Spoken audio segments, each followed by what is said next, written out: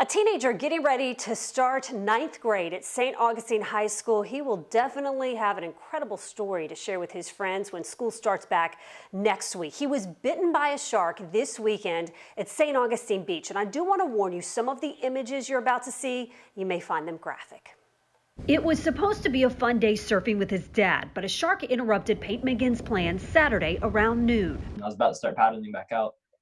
And then when I was readjusting my board, the shark just came up and grabbed my foot, and it was messing with it for a few seconds and then swam off. Peyton was in the water about knee deep south of the St. Augustine Beach pier when he was bitten. I looked down and it was on my foot. He was about 4 to 5 feet long. And then I was in shock. I was like, oh my gosh, I just got bit by a shark. After that, I just wobbled onto land and laid down.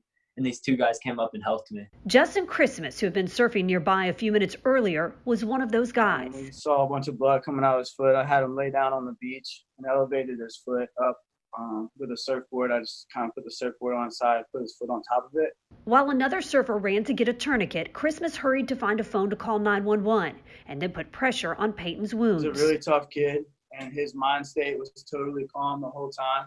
He was in a lot of pain, but he never cried. He never did anything like that. He never screamed out or anything. What he was really worried about was making his first football game this season. Paramedics came and took Peyton to the hospital, where he got 25 stitches. You can tell it's a shark bite. In my where the stitches and scars at, you can see his teeth marks. How do you feel knowing you survived a shark bite? I feel like I'm the luckiest unlucky person ever, because I got bit by a shark. That's pretty unlucky, but at least he didn't take off my toes or my foot. At least I still have my foot and stuff.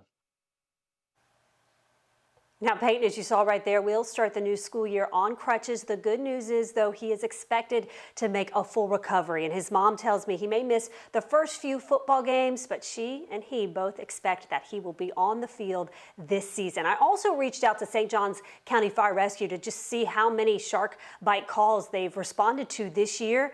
They told me only a handful.